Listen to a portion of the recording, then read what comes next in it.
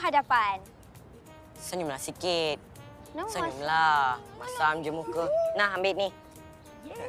Kan comel macam kucing tadi. Jom main kerja-kerja. Jom. Kena tinggal lagi. Setahu abang banyak kursus-kursus yang ada di dalam politeknik. Setahu abang banyak kursus-kursus yang ada di politeknik. Ke tempat lapang tu. Jom. Sorry. Lagi sekali.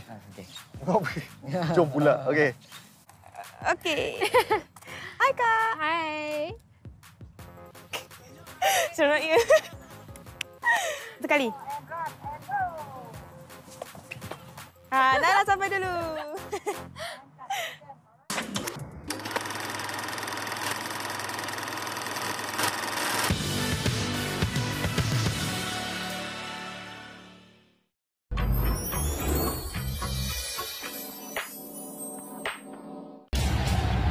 Inilah pertembungan 10 pasukan Asia.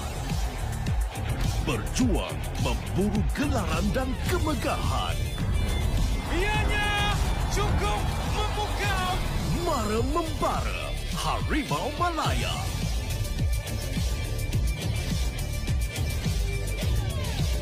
Saksikan Mitsubishi Electric Cup 2024 secara langsung di Astro. I dah sampai Tokyo bersama dengan kawan saya. 4 selebriti dengan misi. Something big is going on. I dah bersedia untuk meniaga. Selamat datang ke dunia saya. Ni belum berangkat lagi ni. Dia dah berlari. Menggabungkan budaya dan rasa di Jepun. Nihongo gambatte hoshii. Ada subtitle. Buka kedai now in Tokyo Jumaat di Astro Warna. Saya cuma nak semua luka ni berakhir. Aku berdosa kalau aku tak simpan semua rahsia ni. Sebab mata di jalan lain. Semua persoalan yang dalam kepala dia ni dah terjawab. Sisia kahwin dengan awak. Kalau dia bunuh budak tu daripada rumah, tak adalah timbul masalah macam ni sekarang ni. Ayah janji Alicia. Ayah tak akan benarkan siapa-siapa pisahkan Alicia dengan ayah. Derita untuk bahagia setiap Isnin hingga Jumaat 6 petang. Pastinya sensasi di sini.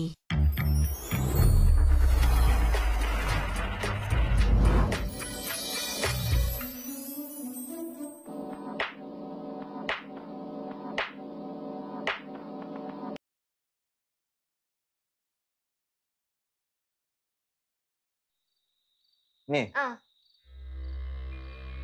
Okey tak? Sorry.